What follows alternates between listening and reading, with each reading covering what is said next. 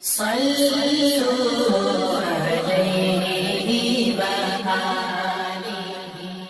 بخاری حدیث نمبر 1۔ حضور اکرم صلی اللہ علیہ وآلہ وسلم کا ارشاد ہے، تمام اعمال کا دار و مدار نیت پر ہے، اور ہر عمل کا نتیجہ ہر انسان کو اس کی نیت کے مطابق ہی ملے گا۔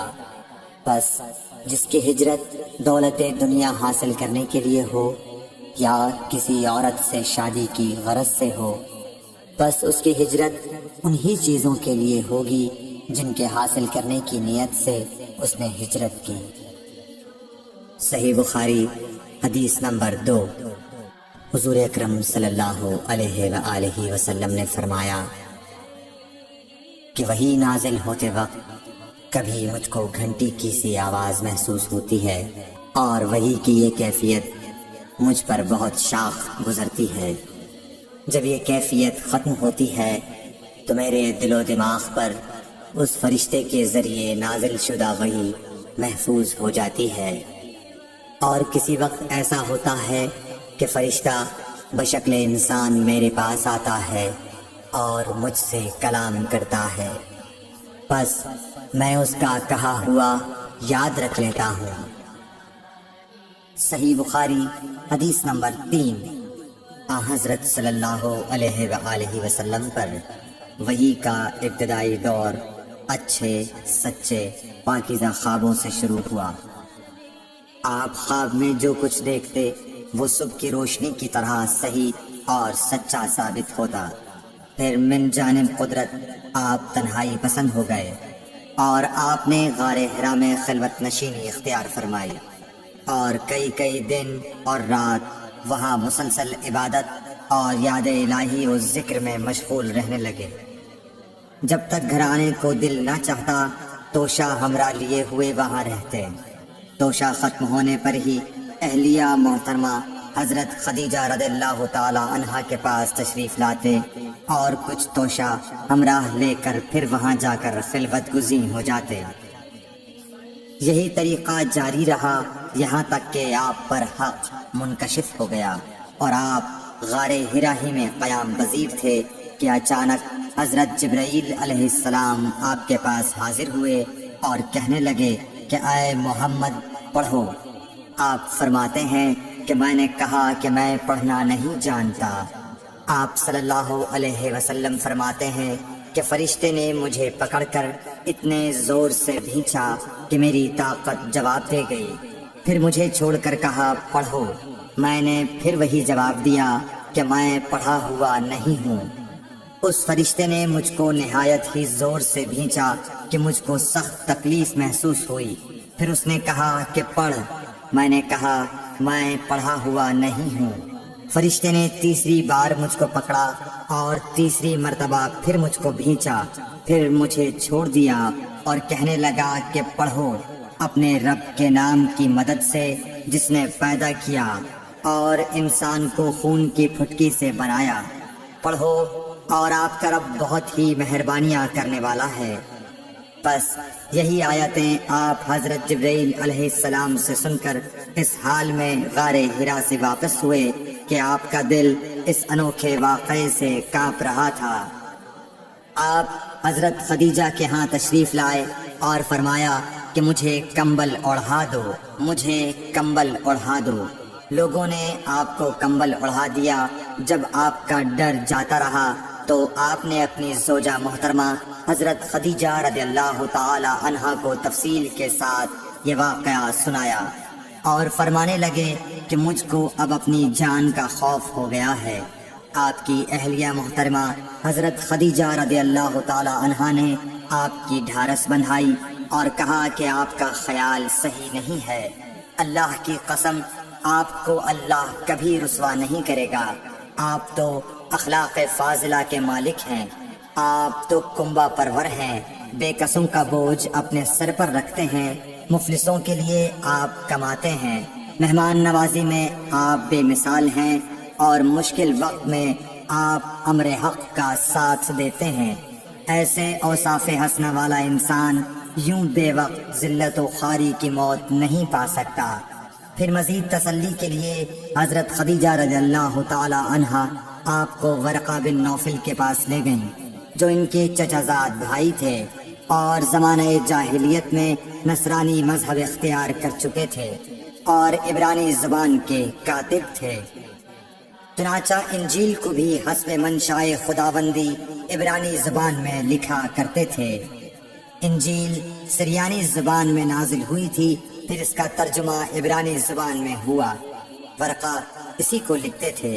وہ بہت بوڑھے ہو گئے تھے، یہاں تک کہ ان کی بینائی بھی رخصت ہو چکی تھی۔ حضرت خدیجہ رضی اللہ تعالی عنہا نے ان کے سامنے آپ کے حالات بیان کیے اور کہا کہ اے چچا زاد بھائی، اپنے بھتیجے محمد صلی اللہ علیہ وسلم کی زبانی ذرا ان کی کیفیت سن لیجئے۔ وہ بولے کہ بھتیجے، آپ نے جو کچھ دیکھا ہے اس کی تفصیل سناؤ۔ چنانچہ آپ صلی اللہ علیہ وآلہ وسلم نے از اول تا آخر پورا واقعہ سنایا، جسے سن کر ورقہ بے اختیار ہو کر بول اٹھے کہ یہ تو وہی ناموس معزز رازدان فرشتہ ہے جسے اللہ نے حضرت موسیٰ علیہ السلام پر وحی دے کر بھیجا تھا۔ کاش میں آپ کے اس عہد نبوت کے شروع ہونے پر جواں عمر ہوتا، کاش میں اس وقت تک زندہ رہتا جبکہ آپ کی قوم آپ کو اس شہر سے نکال دے گی۔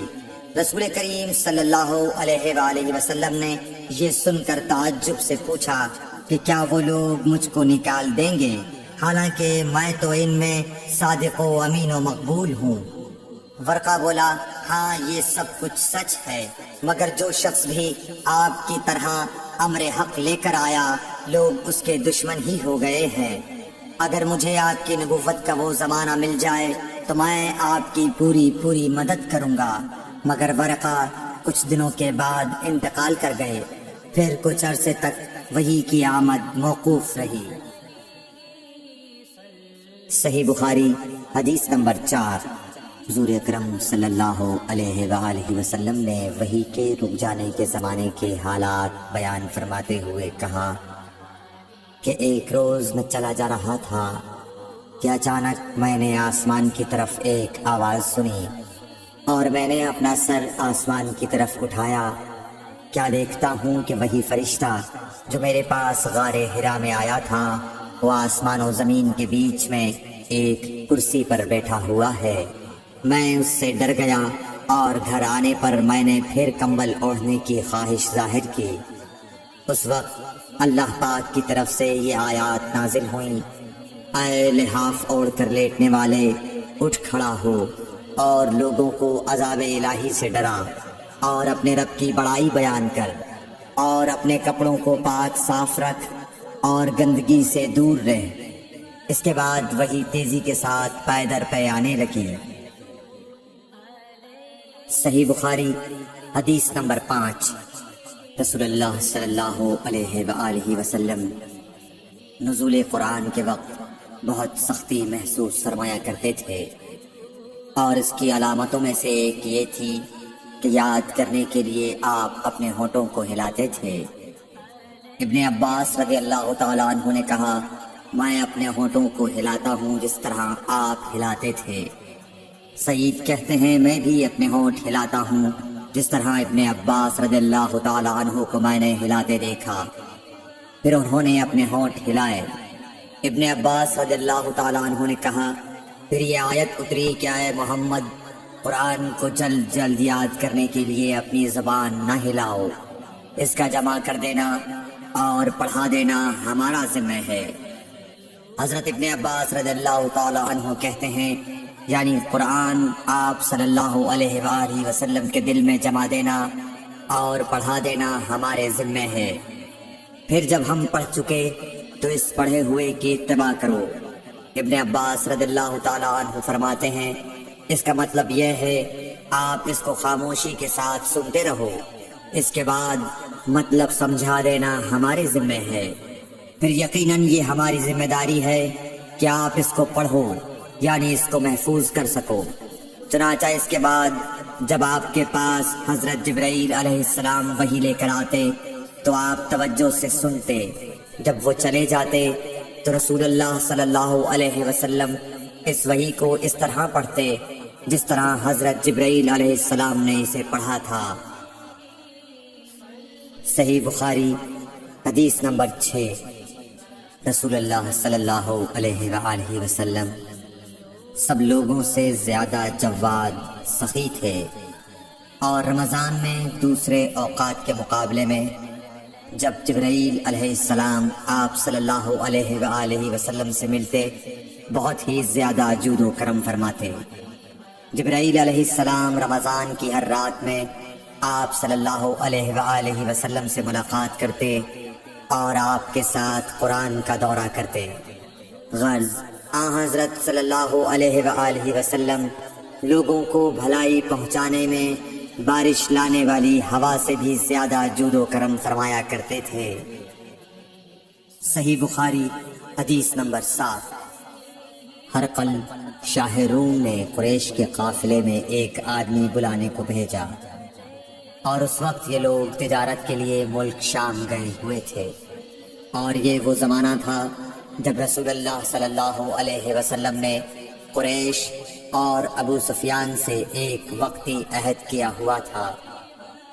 جب ابو سفیان اور دوسرے لوگ ہرقل کے پاس ایلیا پہنچے جہاں ہرقل نے دربار طلب کیا تھا، اس کے گرد روم کے بڑے بڑے لوگ، علماء، وزراء و امراء بیٹھے ہوئے تھے۔ ہرقل نے ان کو اور اپنے ترجمان کو بلوایا، پھر ان سے پوچھا کہ تم میں سے کون شخص مدعی رسالت کا زیادہ قریبی عزیز ہے؟ ابو سفیان کہتے ہیں کہ میں بول اٹھا کہ میں اس کا سب سے زیادہ قریبی رشتہ دار ہوں۔ یہ سن کر ہرقل نے حکم دیا کہ اس ابو سفیان کو میرے قریب لا کر بٹھاؤ اور اس کے ساتھیوں کو اس کی پیٹھ کے پیچھے بٹھا دو۔ پھر اپنے ترجمان سے کہا کہ ان لوگوں سے کہہ دو کہ میں ابو سفیان سے اس شخص یعنی محمد صلی اللہ علیہ وسلم کے حالات پوچھتا ہوں، اگر یہ مجھ سے کسی بات میں جھوٹ بول دے تو تم اس کا جھوٹ ظاہر کر دینا۔ ابو سفیان کا قول ہے کہ خدا کی قسم اگر مجھے یہ غیرت نہ آتی کہ یہ لوگ مجھ کو جھٹلائیں گے تو میں آپ صلی اللہ علیہ وسلم کی نسبت ضرور غلط گوئی سے کام لیتا۔ خیر، پہلی بات جو ہرقل نے مجھ سے پوچھی وہ یہ کہ اس شخص کا خاندان تم لوگوں میں کیسا ہے؟ میں نے کہا وہ تو بڑے اونچے عالی نسب والے ہیں۔ کہنے لگا اس سے پہلے بھی کسی نے تم لوگوں میں ایسی بات کہی تھی؟ میں نے کہا نہیں۔ کہنے لگا اچھا اس کے بڑوں میں کوئی بادشاہ ہوا ہے؟ میں نے کہا نہیں۔ پھر اس نے کہا بڑے لوگوں نے اس کی پیروی اختیار کی ہے یا کمزوروں نے؟ میں نے کہا نہیں، کمزوروں نے۔ پھر کہنے لگا اس کے تابعدار روز بڑھتے جاتے ہیں یا کوئی ساتھی پھر بھی جاتا ہے؟ میں نے کہا نہیں۔ کہنے لگا کیا اپنے اس دعوی نبوت سے پہلے کبھی کسی بھی موقع پر اس نے جھوٹ بولا ہے؟ میں نے کہا نہیں، اور اب ہماری اس سے صلح کی ایک مقررہ مدت ٹھہری ہوئی ہے، معلوم نہیں وہ اس میں کیا کرنے والا ہے۔ ابو سفیان کہتے ہیں میں اس بات کے سوا اور کوئی جھوٹ اس گفتگو میں شامل نہ کر سکا۔ ہرقل نے کہا کیا تمہاری اس سے کبھی لڑائی بھی ہوئی ہے؟ ہم نے کہا کہ ہاں۔ بولا پھر تمہاری اور اس کی جنگ کا کیا حال ہوتا ہے؟ میں نے کہا لڑائی ڈول کی طرح ہے، کبھی وہ ہم سے میدان جنگ جیت لیتے ہیں اور کبھی ہم ان سے جیت لیتے ہیں۔ ہرقل نے پوچھا وہ تمہیں کس بات کا حکم دیتا ہے؟ میں نے کہا وہ کہتا ہے کہ صرف ایک اللہ ہی کی عبادت کرو، اس کا کسی کو شریک نہ بناؤ، اور اپنے باپ دادا کی شرک کی باتیں چھوڑ دو، اور ہمیں نماز پڑھنے، سچ بولنے، پرہیزگاری اور صلہ رحمی کا حکم دیتا ہے۔ یہ سب سن کر پھر ہرقل نے اپنے ترجمان سے کہا کہ ابو سفیان سے کہہ دے کہ میں نے تم سے اس کا نسب پوچھا تو تم نے کہا کہ وہ ہم سے عالی نسب ہے، اور پیغمبر اپنی قوم میں عالی نسب ہی بھیجے جایا کرتے ہیں۔ میں نے تم سے پوچھا کہ دعوی نبوت کی یہ بات تمہارے اندر اس سے پہلے کسی اور نے بھی کہی تھی تو تم نے جواب دیا کہ نہیں۔ تب میں نے اپنے دل میں کہا کہ اگر یہ بات اس سے پہلے کسی اور نے کہی ہوتی تو میں سمجھتا کہ اس شخص نے بھی اسی بات کی تقلید کی ہے جو پہلے کہی جا چکی ہے۔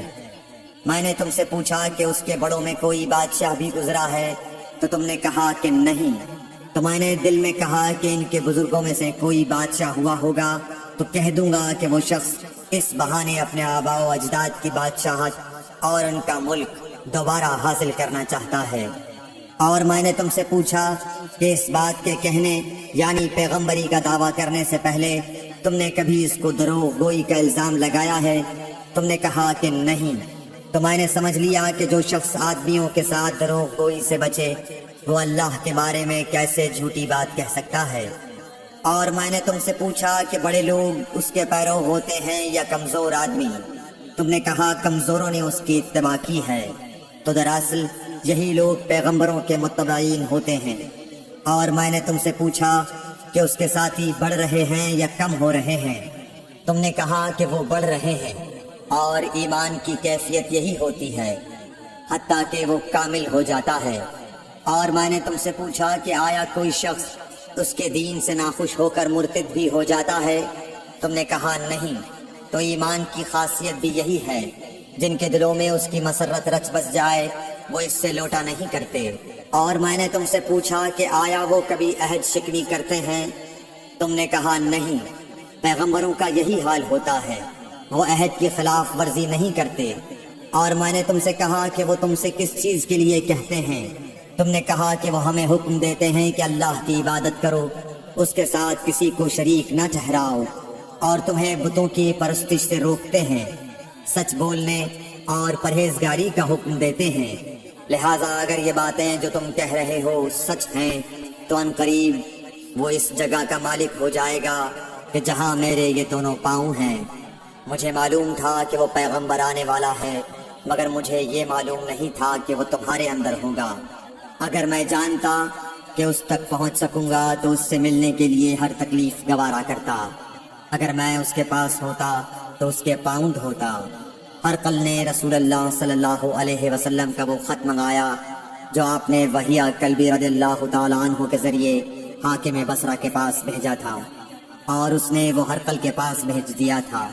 پھر اس کو پڑھا تو اس میں لکھا تھا، اللہ کے نام کے ساتھ جو نہایت مہربان اور رحم والا ہے۔ اللہ کے بندے اور اس کے پیغمبر محمد صلی اللہ علیہ وسلم کی طرف سے یہ خط ہے شاہ روم کے لیے۔ اس شخص پر سلام ہو جو ہدایت کی پیروی کرے۔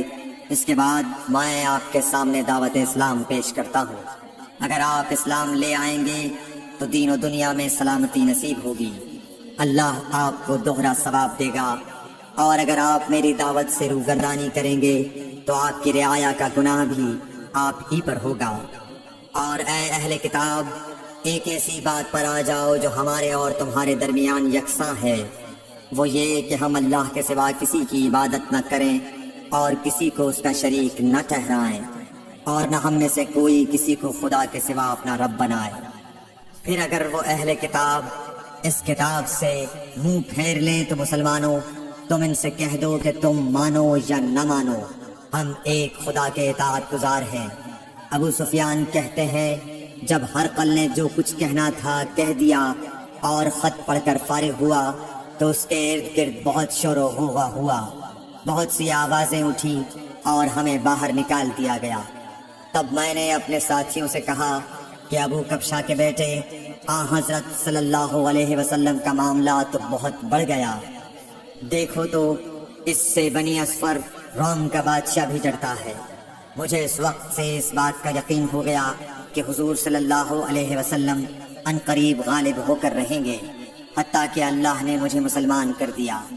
راوی کا بیان ہے کہ ابن ناطور ایلیا کا حاکم ہرقل کا مصاحب اور شام کے نصارہ کا لاٹ پادری بیان کرتا تھا کہ ہرقل جب ایلیا آیا ایک دن صبح کو پریشان اٹھا تو اس کے درباریوں نے دریافت کیا کہ آج ہم آپ کی حالت بدلی ہوئی پاتے ہیں، کیا وجہ ہے؟ ابن ناطور کا بیان ہے کہ ہرقل نجومی تھا، علم نجوم میں وہ پوری مہارت رکھتا تھا۔ اس نے اپنے ہم نشینوں کو بتایا کہ میں نے آج رات ستاروں پر نظر ڈالی تو دیکھا کہ ختنہ کرنے والوں کا بادشاہ ہمارے ملک پر غالب آ گیا ہے۔ بھلا اس زمانے میں کون لوگ ختنہ کرتے ہیں؟ انہوں نے کہا کہ یہود کے سوا کوئی ختنہ نہیں کرتا، سو ان کی وجہ سے پریشان نہ ہوں۔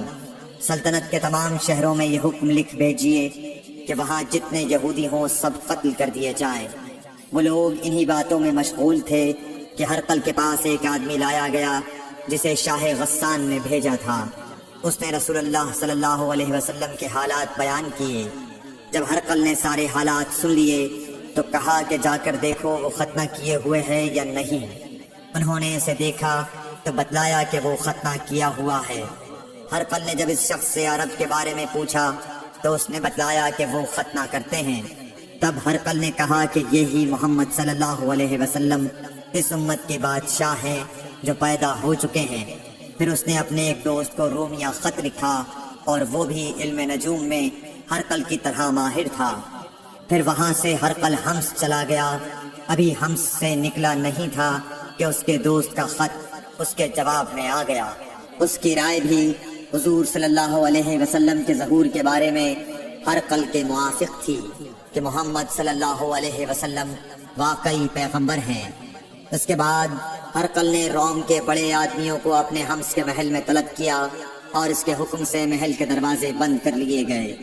پھر وہ اپنے خاص محل سے باہر آیا اور کہا، اے روم والو، کیا ہدایت اور کامیابی میں کچھ حصہ تمہارے لیے بھی ہے؟ اگر تم اپنی سلطنت کی بقا چاہتے ہو تو پھر اس نبی صلی اللہ علیہ وسلم کی بیعت کر لو اور مسلمان ہو جاؤ۔ یہ سننا تھا کہ پھر لوگ وحشی گدھوں کی طرح دروازوں کی طرف دوڑے مگر انہیں بند پایا۔ آخر جب ہرقل نے اس بات سے ان کی یہ نفرت دیکھی اور ان کے ایمان لانے سے مایوس ہو گیا تو کہنے لگا کہ ان لوگوں کو میرے پاس لاؤ۔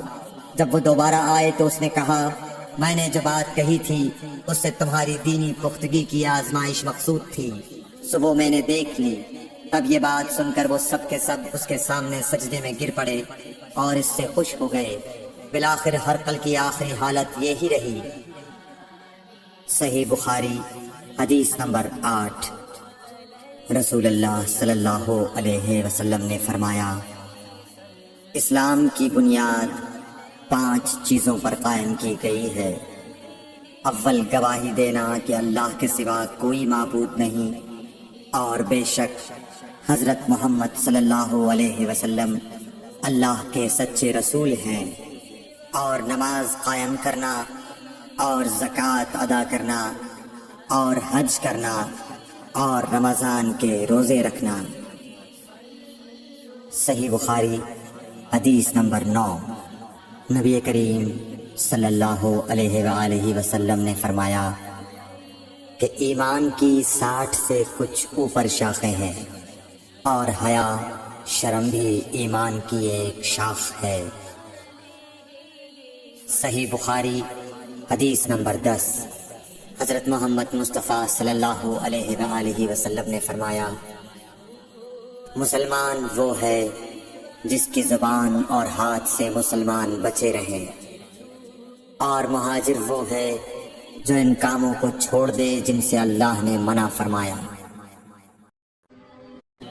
حدیث نمبر 11۔ لوگوں نے پوچھا، یا رسول اللہ، کون سا اسلام افضل ہے؟ تو نبی صلی اللہ علیہ وسلم نے فرمایا، وہ جس کے ماننے والے مسلمانوں کی زبان اور ہاتھ سے سارے مسلمان سلامتی میں رہیں۔ صحیح بخاری حدیث نمبر 12۔ ایک دن ایک آدمی نے حضرت صلی اللہ علیہ وسلم سے پوچھا کہ کون سا اسلام بہتر ہے؟ فرمایا، یہ کہ تم کھانا کھلاؤ اور جس کو پہچانو اس کو بھی اور جس کو نہ پہچانو اس کو بھی، الغرض سب کو سلام کرو۔ صحیح بخاری حدیث نمبر 13۔ حضور اکرم صلی اللہ علیہ وآلہ وسلم نے فرمایا، تم میں سے کوئی شخص ایماندار نہ ہوگا جب تک اپنے بھائی کے لیے وہ نہ چاہے جو اپنے نفس کے لیے چاہتا ہے۔ صحیح بخاری حدیث نمبر 14۔ رسول کریم صلی اللہ علیہ وسلم نے فرمایا، قسم ہے اس ذات کی جس کے ہاتھ میں میری جان ہے، تم میں سے کوئی بھی ایماندار نہ ہوگا جب تک میں اس کے والد اور اولاد سے بھی زیادہ اس کا محبوب نہ بن جاؤں۔ صحیح بخاری حدیث نمبر 15۔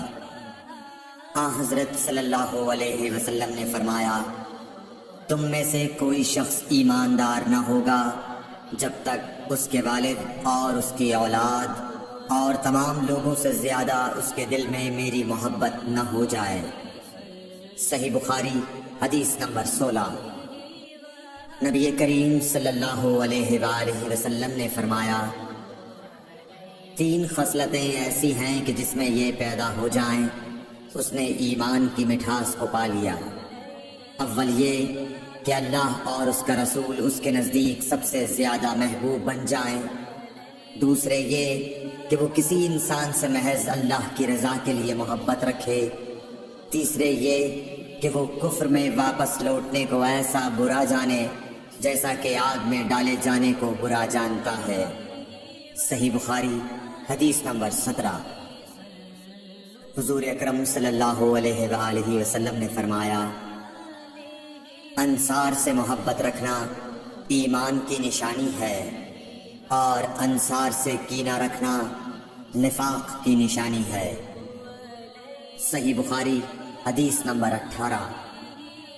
رسول اللہ صلی اللہ علیہ وسلم نے اس وقت جب آپ کے گرد صحابہ کی ایک جماعت بیٹھی ہوئی تھی فرمایا کہ مجھ سے بیعت کرو اس بات پر کہ اللہ کے ساتھ کسی کو شریک نہ کرو گے، چوری نہ کرو گے، زنا نہ کرو گے، اپنی اولاد کو قتل نہ کرو گے اور ناعمدن کسی پر کوئی ناحق بہتان باندھو گے اور کسی بھی اچھی بات میں اللہ کی نافرمانی نہ کرو گے۔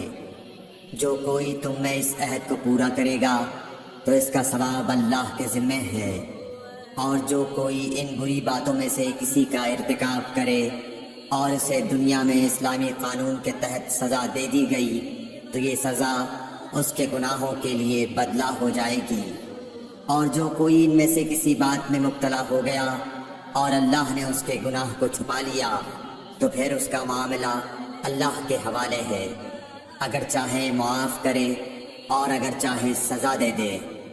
عبادہ کہتے ہیں کہ پھر ہم سب نے ان سب باتوں پر آپ صلی اللہ علیہ وسلم سے بیعت کر لی۔ صحیح بخاری حدیث نمبر 19۔ رسول اللہ صلی اللہ علیہ وسلم نے فرمایا، وہ وقت قریب ہے جب مسلمان کا سب سے عمدہ مال اس کی بکریاں ہوں گی، جن کے پیچھے وہ پہاڑوں کی چوٹیوں اور برساتی وادیوں میں اپنے دین کو بچانے کے لیے بھاگ جائے گا۔ صحیح بخاری حدیث نمبر 20۔ رسول اللہ صلی اللہ علیہ وسلم کسی کام کا حکم دیتے تو ایسا ہی کام ہوتا جس کے کرنے کی لوگوں میں طاقت ہوتی۔ اس پر صحابہ کرام نے عرض کیا کہ یا رسول اللہ، ہم لوگ تو آپ جیسے نہیں ہیں، آپ تو معصوم ہیں اور آپ کی اللہ پاک نے اگلی پچھلی سب لغزشیں معاف فرما دی ہیں، اس لیے ہمیں اپنے سے کچھ زیادہ عبادت کرنے کا حکم فرمائیے۔ یہ سن کر آپ ناراض ہوئے، حتیٰ کہ خفگی آپ کے چہرہ مبارک سے ظاہر ہونے لگی۔ پھر فرمایا کہ بے شک میں تم سب سے زیادہ اللہ سے ڈرتا ہوں اور تم سب سے زیادہ اسے جانتا ہوں، بس تم مجھ سے بڑھ کر عبادت نہیں کر سکتے۔ صحیح بخاری حدیث نمبر 21۔ حضور اکرم صلی اللہ علیہ وآلہ وسلم نے ارشاد فرمایا، جس شخص میں یہ 3 باتیں ہوں گی وہ ایمان کا مزہ پالے گا۔ ایک یہ کہ وہ شخص جسے اللہ اور اس کا رسول ان کے ماں سوا سے زیادہ عزیز ہوں، اور دوسرے یہ کہ جو کسی بندے سے محض اللہ ہی کے لیے محبت کرے، اور تیسری بات یہ کہ جسے اللہ نے کفر سے نجات دی ہو پھر دوبارہ کفر اختیار کرنے کو وہ ایسا برا سمجھے جیسا آگ میں گر جانے کو برا جانتا ہے۔ صحیح بخاری حدیث نمبر 22۔ حضرت محمد مصطفیٰ صلی اللہ علیہ وآلہ وسلم نے فرمایا، جب جنتی جنت میں اور دوزخی دوزخ میں داخل ہو جائیں گے، اللہ پاک فرمائے گا جس کے دل میں رائی کے دانے کے برابر بھی ایمان ہو اس کو بھی دوزخ سے نکال لو۔ تب ایسے لوگ دوزخ سے نکال دیے جائیں گے اور وہ جل کر کوئلے کی طرح سیاہ ہو چکے ہوں گے۔ پھر زندگی کی نہر میں یا بارش کے پانی میں ڈالے جائیں گے۔ اس وقت وہ دانے کی طرح اگائیں گے جس طرح ندی کے کنارے دانے اگاتے ہیں۔ کیا تم نے نہیں دیکھا کہ دانہ زردی مائل پیچ در پیچ نکلتا ہے؟ صحیح بخاری حدیث نمبر 23۔ حضور اکرم صلی اللہ علیہ وآلہ وسلم نے فرمایا، میں ایک وقت سو رہا تھا، میں نے خواب میں دیکھا کہ لوگ میرے سامنے پیش کیے جا رہے ہیں اور وہ کرتے پہنے ہوئے ہیں۔ کسی کا کرتا سینے تک ہے اور کسی کا اس سے نیچا ہے۔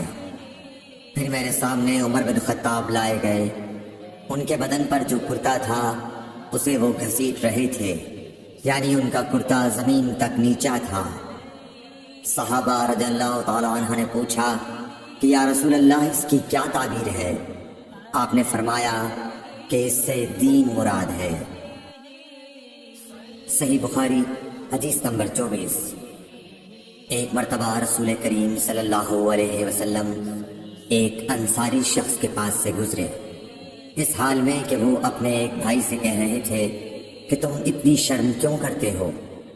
آپ نے اس انصاری سے فرمایا کہ اس کو اس کے حال پر رہنے دو، کیونکہ حیا بھی ایمان ہی کا ایک حصہ ہے۔ صحیح بخاری حدیث نمبر 25۔ رسول اللہ صلی اللہ علیہ وسلم نے فرمایا، مجھے اللہ کی طرف سے حکم دیا گیا ہے کہ لوگوں سے جنگ کروں اس وقت تک کہ وہ اس بات کا اقرار کر لیں کہ اللہ کے سوا کوئی معبود نہیں ہے، اور یہ کہ محمد صلی اللہ علیہ وسلم اللہ کے سچے رسول ہیں، اور نماز ادا کرنے لگیں اور زکوٰۃ دیں۔ جس وقت وہ یہ کرنے لگیں گے تو مجھ سے اپنے جان و مال کو محفوظ کر لیں گے سوائے اسلام کے حق کے۔ رہا ان کے دل کا حال تو ان کا حساب اللہ کے ذمہ ہے۔ صحیح بخاری حدیث نمبر 26۔ رسول اللہ صلی اللہ علیہ وسلم سے دریافت کیا گیا کہ کون سا عمل سب سے افضل ہے؟ فرمایا، اللہ اور اس کے رسول پر ایمان لانا۔ کہا گیا اس کے بعد کون سا؟ آپ نے فرمایا کہ اللہ کی راہ میں جہاد کرنا۔ کہا گیا پھر کیا ہے؟ آپ نے فرمایا حج مبرور۔ صحیح بخاری حدیث نمبر 27۔ رسول اللہ صلی اللہ علیہ وسلم نے چند لوگوں کو کچھ عطیہ دیا اور ساتھ وہاں موجود تھے۔ وہ کہتے ہیں کہ رسول اللہ صلی اللہ علیہ وسلم نے ان میں سے ایک شخص کو کچھ نہ دیا، حالانکہ وہ ان میں مجھے سب سے زیادہ پسند تھا۔ میں نے کہا حضور آپ نے فلاں کو کچھ نہ دیا، میں اسے مومن گمان کرتا ہوں۔ آپ نے فرمایا مومن یا مسلمان؟ میں تھوڑی دیر چپ رہ کر پھر پہلی بات دہرانے لگا۔ حضور صلی اللہ علیہ وسلم نے بھی دوبارہ وہی جواب دیا۔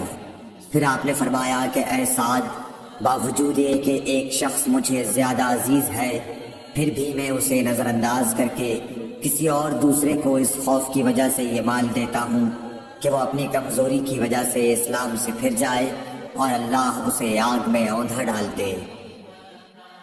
صحیح بخاری حدیث نمبر 28۔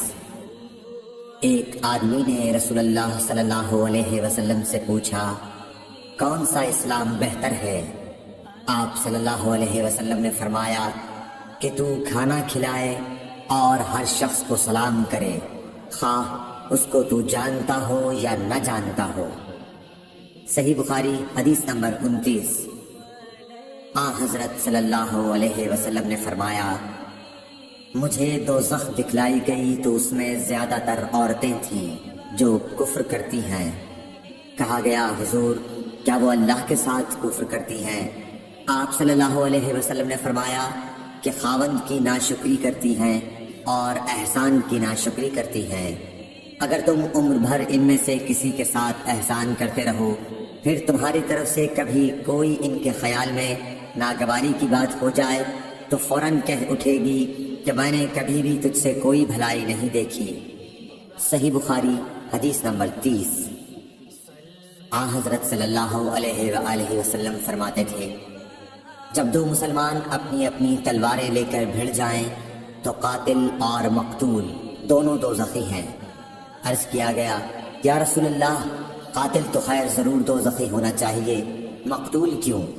فرمایا وہ بھی اپنے ساتھی کو مار ڈالنے کی حرص رکھتا تھا، موقع پاتا تو وہ اسے ضرور قتل کر دیتا، دل کے عزم صمیم پر وہ دوزخی ہوا۔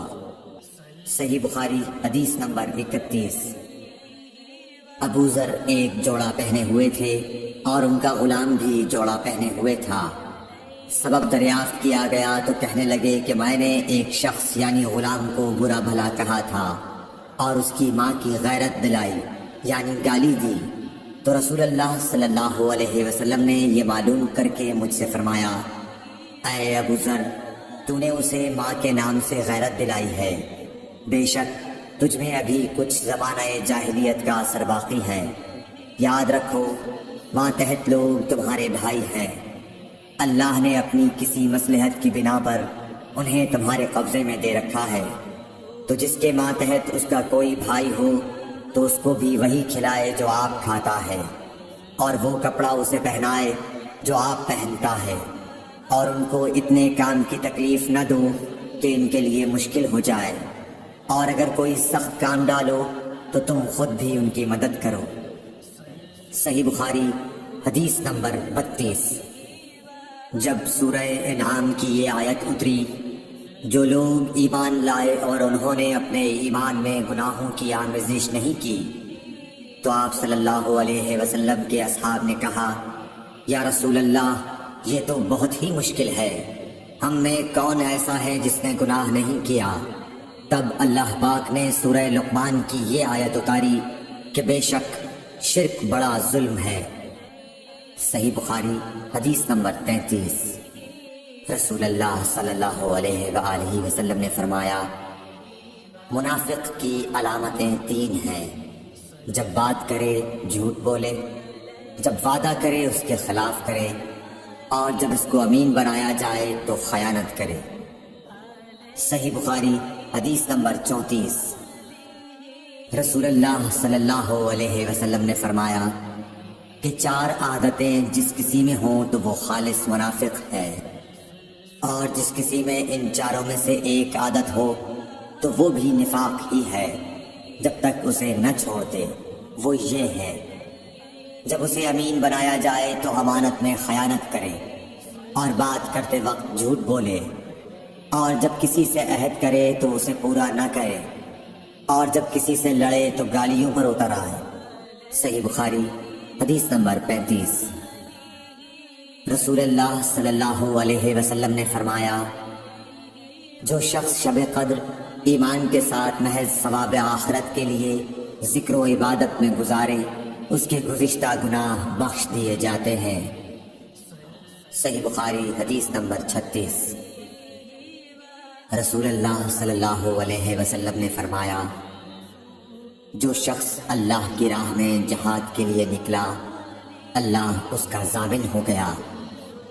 اللہ تعالیٰ فرماتا ہے اس کو میری ذات پر یقین اور میرے پیغمبروں کی تصدیق نے اس سرفروشی کے لیے گھر سے نکالا ہے، میں اس بات کا ضامن ہوں کہ یا تو اس کو واپس کر دو ثواب اور مال غنیمت کے ساتھ، یا شہید ہونے کے بعد جنت میں داخل کر دوں۔ رسول اللہ صلی اللہ علیہ وسلم نے فرمایا اور اگر میں اپنی امت پر اس کام کو دشوار نہ سمجھتا تو لشکر کا ساتھ نہ چھوڑتا، اور میری خواہش ہے کہ اللہ کی راہ میں مارا جاؤں، پھر زندہ کیا جاؤں، پھر مارا جاؤں، پھر زندہ کیا جاؤں، پھر مارا جاؤں۔ صحیح بخاری حدیث نمبر 37۔ حضرت صلی اللہ علیہ وسلم نے فرمایا جو کوئی رمضان میں راتوں کو ایمان رکھ کر اور ثواب کے لیے عبادت کرے، اس کے اگلے گناہ بخش دیے جاتے ہیں۔ صحیح بخاری حدیث نمبر 38۔ حضرت صلی اللہ علیہ وسلم نے فرمایا جس نے رمضان کے روزے ایمان اور خالص نیت کے ساتھ رکھے، اس کے پچھلے گناہ بخش دیے گئے۔ صحیح بخاری حدیث نمبر 39۔ حضرت صلی اللہ علیہ وسلم نے فرمایا بے شک دین آسان ہے اور جو شخص دین میں سختی اختیار کرے گا تو دین اس پر غالب آ جائے گا اور اس کی سختی نہ چل سکے گی۔ بس اس لیے اپنے عمل میں پختگی اختیار کرو اور جہاں تک ممکن ہو میانہ روی برتو، اور خوش ہو جاؤ کہ اس طرز عمل سے تم کو دارین کے فوائد حاصل ہوں گے۔ اور صبح اور دوپہر اور شام اور کسی قدر رات میں عبادت سے مدد حاصل کرو۔ نماز 5 وقت بھی مراد ہو سکتی ہے کہ پابندی سے ادا کرو۔ صحیح بخاری حدیث نمبر 40۔ رسول اللہ صلی اللہ علیہ وسلم جب مدینہ تشریف لائے تو پہلے اپنی نانہال اترے جو انصار تھے، اور وہاں آپ نے 16 یا 17 ماہ بیت المقدس کی طرف منہ کر کے نماز پڑھی، اور آپ کی خواہش تھی کہ آپ کا قبلہ بیت اللہ کی طرف ہو۔ جب بیت اللہ کی طرف نماز پڑھنے کا حکم ہو گیا تو سب سے پہلی نماز جو آپ نے بیت اللہ کی طرف پڑھی عصر کی نماز تھی۔ وہاں آپ صلی اللہ علیہ وسلم کے ساتھ لوگوں نے بھی نماز پڑھی۔ پھر آپ کے ساتھ نماز پڑھنے والوں سے ایک آدمی نکلا اور اس کا مسجد بنی حارثہ کی طرف گزر ہوا تو وہ لوگ رکوع میں تھے۔ وہ بولا کہ میں اللہ کی گواہی دیتا ہوں کہ میں نے رسول اللہ صلی اللہ علیہ وسلم کے ساتھ مکے کی طرف منہ کر کے نماز پڑھی ہے۔ یہ سن کر وہ لوگ اسی حال میں بیت اللہ کی طرف گھوم گئے، اور جب رسول اللہ صلی اللہ علیہ وسلم بیت المقدس کی طرف منہ کر کے نماز پڑھا کرتے تھے، یہودی اور عیسائی خوش ہوتے تھے، مگر جب آپ نے بیت اللہ کی طرف منہ پھیر لیا تو انہیں یہ امر ناگوار ہوا۔ زہیر ایک راوی کہتے ہیں کہ ہم سے ابو اسحاق نے برا سے یہ حدیث بھی نقل کی ہے کہ قبلہ کی تبدیلی سے پہلے کچھ مسلمان انتقال کر چکے تھے، تو ہمیں یہ معلوم نہ ہو سکا کہ ان کی نمازوں کے بارے میں کیا کہیں۔ تب اللہ نے یہ آیت نازل کی، وَمَا كَانَ اللَّهُ لِيُضِيعَ إِيمَانَكُمْ، سورہ بقرہ آیت نمبر 143۔ صحیح بخاری حدیث نمبر 41۔ حضور اکرم صلی اللہ علیہ وآلہ وسلم نے ارشاد فرمایا کہ جب ایک بندہ مسلمان ہو جائے اور اس کا اسلام عمدہ ہو، یقین و خلوص کے ساتھ ہو، تو اللہ اس کے گناہ کو جو اس نے اس اسلام لانے سے پہلے کیا معاف فرما دیتا ہے، اور اب اس کے بعد کے لیے بدلہ شروع ہو جاتا ہے، یعنی ایک نیکی کے عوض 10 گناہ سے لے کر 700 گناہ تک ثواب، اور ایک برائی کا اسی برائی کے مطابق بدلہ دیا جاتا ہے، مگر یہ کہ اللہ تعالیٰ اس برائی سے بھی درگزر کرے اور اسے بھی معاف فرما دے، یہ بھی اس کے لیے آسان ہے۔ صحیح بخاری حدیث نمبر 42۔ رسول اللہ صلی اللہ علیہ وسلم نے فرمایا کہ تم میں سے کوئی شخص جب اپنے اسلام کو عمدہ بنا لے، یعنی نفاق اور ریا سے پاک کر لے، تو ہر نیک کام جو وہ کرتا ہے اس کے عوض 10 سے لے کر 700 گناہ تک نیکیاں لکھی جاتی ہیں، اور ہر برا کام جو کرتا ہے تو وہ اتنا ہی لکھا جاتا ہے جتنا کہ اس نے کیا ہے۔ صحیح بخاری حدیث نمبر 43۔ رسول اللہ صلی اللہ علیہ وسلم ایک دن حضرت عائشہ رضی اللہ تعالی عنہا کے پاس آئے۔ اس وقت ایک عورت حضرت عائشہ رضی اللہ تعالی عنہا کے پاس بیٹھی تھی۔ آپ صلی اللہ علیہ وسلم نے دریافت کیا، یہ کون ہے؟ عرض کیا، فلاں عورت، اور اس کی نماز کے اشتیاق اور پابندی کا ذکر کیا۔ آپ صلی اللہ علیہ وسلم نے فرمایا، ٹھہر جاؤ، سن لو کہ تم پر اتنا ہی عمل واجب ہے جتنے عمل کی تمہارے اندر طاقت ہے۔ اللہ کی قسم، ثواب دینے سے اللہ نہیں اکتاتا، مگر تم عمل کرتے کرتے اکتا جاؤ گے، اور اللہ کو دین کا وہی عمل زیادہ پسند ہے جس کی ہمیشہ پابندی کی جا سکے، اور انسان بغیر اکتائے اسے انجام دے۔ صحیح بخاری حدیث نمبر 44۔ رسول اللہ صلی اللہ علیہ وسلم نے فرمایا، جس شخص نے لا الہ الا اللہ کہہ لیا اور اس کے دل میں جو برابر بھی ایمان ہے، تو وہ ایک نہ ایک دن دوزخ سے ضرور نکلے گا، اور دوزخ سے وہ شخص بھی ضرور نکلے گا جس نے کلمہ پڑھا اور اس کے دل میں گیہوں کے دانے برابر خیر ہے، اور دوزخ سے وہ بھی نکلے گا جس نے کلمہ پڑھا اور اس کے دل میں ایک ذرہ برابر بھی خیر ہے۔ صحیح بخاری حدیث نمبر 45۔ ایک یہودی نے حضرت عمر بن خطاب رضی اللہ تعالیٰ عنہ سے کہا کہ اے امیر المومنین، تمہاری کتاب قرآن میں ایک آیت ہے جسے تم پڑھتے ہو، اگر وہ ہم یہودیوں پر نازل ہوتی تو ہم اس کے نزول کے دن کو یوم عید بنا لیتے۔ آپ نے پوچھا وہ کون سی آیت ہے؟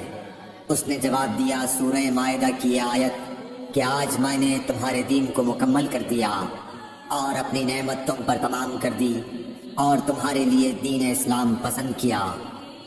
حضرت عمر رضی اللہ تعالیٰ عنہ نے فرمایا کہ ہم اس دن اور اس مقام کو خوب جانتے ہیں۔ جب یہ آیت رسول اللہ صلی اللہ علیہ وسلم پر نازل ہوئی، اس وقت آپ صلی اللہ علیہ وسلم عرفات میں جمعے کے دن کھڑے ہوئے تھے۔ صحیح بخاری حدیث نمبر 46۔ طلحہ بن عبید اللہ کہتے تھے کہ نجد والوں میں سے ایک شخص حضرت صلی اللہ علیہ وسلم کے پاس آیا، سر پریشان یعنی بال بکھرے ہوئے تھے۔ ہم اس کی آواز کی بن بناہٹ سنتے تھے اور ہم سمجھ نہیں پا رہے تھے کہ وہ کیا کہہ رہا ہے، یہاں تک کہ وہ نزدیک آن پہنچا جب معلوم ہوا کہ وہ اسلام کے بارے میں پوچھ رہا ہے۔ حضرت صلی اللہ علیہ وسلم نے فرمایا کہ اسلام دن رات میں 5 نمازیں پڑھنا ہے۔ اس نے کہا بس اس کے سوا تو اور کوئی نماز مجھ پر نہیں۔ آپ نے فرمایا نہیں، مگر تو نفل پڑھے تو اور بات ہے۔ حضرت صلی اللہ علیہ وسلم نے فرمایا اور رمضان کے روزے رکھنا۔ اس نے کہا اور تو کوئی روزہ مجھ پر نہیں ہے۔ آپ نے فرمایا نہیں، مگر تو نفل روزے رکھے تو اور بات ہے۔ طلحہ نے کہا اور حضرت صلی اللہ علیہ وسلم نے اس زکوٰۃ کا بیان کیا۔ وہ کہنے لگا کہ بس اور کوئی صدقہ مجھ پر نہیں ہے۔ آپ نے فرمایا نہیں، مگر یہ کہ تو نفل صدقہ دے تو اور بات ہے۔ پھر وہ شخص پیٹھ موڑ کر چلا گیا، یوں کہتا جاتا تھا قسم خدا کی میں نہ اس سے بڑھاؤں گا نہ گھٹاؤں گا۔ حضرت صلی اللہ علیہ وسلم نے فرمایا اگر یہ سچا ہے تو اپنی مراد کو پہنچ گیا۔ صحیح بخاری حدیث نمبر 47۔ حضرت صلی اللہ علیہ وسلم نے فرمایا جو کوئی ایمان رکھ کر اور ثواب کی نیت سے کسی مسلمان کے جنازے کے ساتھ جائے اور نماز اور دفن سے فراغت ہونے تک اس کے ساتھ رہے تو وہ 2 قرات ثواب لے کر لوٹے گا۔ ہر قرات اتنا بڑا ہوگا جیسے احد کا پہاڑ۔ اور جو شخص جنازے پر نماز پڑھ کر دفن سے پہلے لوٹ جائے تو وہ 1 قرات ثواب لے کر لوٹے گا۔ صحیح بخاری حدیث نمبر 48۔ حضرت صلی اللہ علیہ وسلم نے فرمایا کہ مسلمان کو گالی دینے سے آدمی فاسق ہو جاتا ہے اور مسلمان سے لڑنا کفر ہے۔ صحیح بخاری حدیث نمبر 49۔ حضرت صلی اللہ علیہ وسلم اپنے حجرے سے نکلے، لوگوں کو شب قدر بتانا چاہتے تھے وہ کون سی رات ہے۔ اتنے میں 2 مسلمان آپس میں لڑ پڑے۔ آپ صلی اللہ علیہ وسلم نے فرمایا میں تو اس لیے باہر نکلا تھا کہ تم کو شب قدر بتلاؤں، اور فلاں فلاں آدمی لڑ پڑے تو وہ میرے دل سے اٹھا لی گئی، اور شاید اسی میں کچھ تمہاری بہتری ہو۔ تو اب ایسا کرو کہ شب قدر کو رمضان کی 27ویں، 29ویں اور 25ویں رات میں ڈھونڈا کرو۔ صحیح بخاری حدیث نمبر 50۔ ایک دن حضرت صلی اللہ علیہ وسلم لوگوں میں تشریف فرما تھے کہ آپ کے پاس ایک شخص آیا اور پوچھنے لگا کہ ایمان کسے کہتے ہیں۔ آپ صلی اللہ علیہ وسلم نے فرمایا کہ ایمان یہ ہے کہ تم اللہ پاک کے وجود اور اس کی وحدانیت پر ایمان لاؤ، اور اس کے فرشتوں کے وجود پر، اور اس اللہ کی ملاقات کے برحق ہونے پر، اور اس کے رسولوں کے برحق ہونے پر، اور مرنے کے بعد دوبارہ اٹھنے پر ایمان لاؤ۔ پھر اس نے پوچھا کہ اسلام کیا ہے؟ آپ صلی اللہ علیہ وسلم نے پھر جواب دیا کہ اسلام یہ ہے کہ تم خالص اللہ کی عبادت کرو اور اس کے ساتھ کسی کو شریک نہ بناؤ، اور نماز قائم کرو، اور زکوٰۃ فرض ادا کرو، اور رمضان کے روزے رکھو۔ پھر اس نے احسان کے متعلق پوچھا۔ آپ صلی اللہ علیہ وسلم نے فرمایا احسان یہ ہے کہ تم اللہ کی عبادت اس طرح کرو گویا تم اسے دیکھ رہے ہو۔ اگر یہ درجہ نہ حاصل ہو تو پھر یہ تو سمجھو کہ وہ تم کو دیکھ رہا ہے۔ پھر اس نے پوچھا کہ قیامت کب آئے گی؟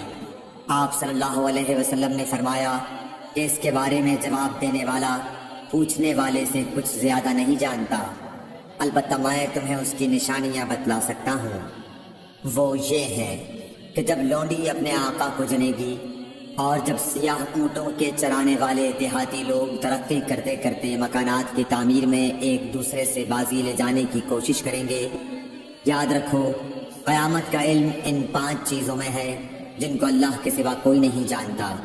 پھر آپ صلی اللہ علیہ وسلم نے یہ آیت پڑھی کہ اللہ ہی کو قیامت کا علم ہے کہ وہ کب ہوگی۔ پھر وہ پوچھنے والا پیٹھ پھیر کر جانے لگا۔ آپ نے فرمایا کہ اسے واپس بلا کر لاؤ۔ لوگ دوڑ پڑے مگر وہ کہیں نظر نہیں آیا۔